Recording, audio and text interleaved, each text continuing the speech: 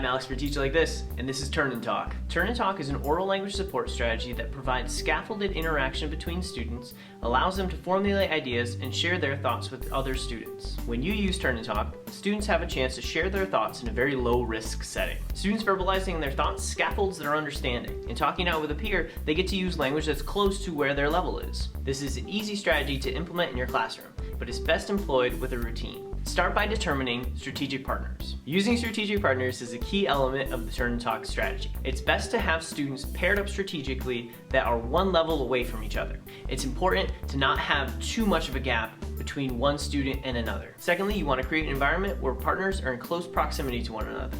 In younger grades, you might want the students to be partnered up next to each other on the floor. In upper grades, you might use the students that are sitting next to each other in rows or across from each other in groups. Next, set your academic expectations. It's important for students to know how to take turns and have equal talking time. They need to lean forward, look each other in the eye, and speak clearly. You will also need to model, then expect students to be active listeners, ask prompting questions, and ask clarifying questions. Displaying an anchor chart somewhere in your classroom also might be a good idea to remind students the key elements of being a good Turn and Talk partner. Before you send your students off to Turn and Talk, you should determine a signal to come back to a whole group. You should also decide and communicate ahead of time whether that signal will be nonverbal or verbal, and once the students receive the signal, should they stop talking immediately or are they given 10 seconds to finish their thought? Finally, you need to model and expect flexibility and problem solving. If the students are talking and disagreeing with one another, what does a good disagreement look like? Also, what's a student to do if their strategic partner is out for the day? Once these Turn and Talk routines are established and running well,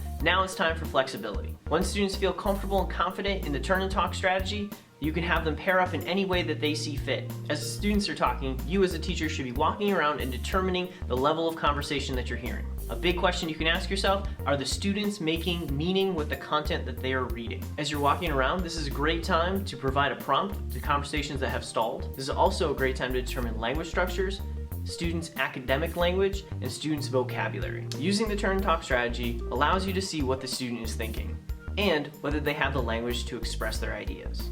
Student-to-student talk is essential for students to process content and for a teacher to assess understanding. That's all for this video. If you have additional questions, you can connect with me on Twitter, by email, or by commenting down below. And subscribe for weekly strategies in your newsfeed. I'm Alex, and that's Teach Like This.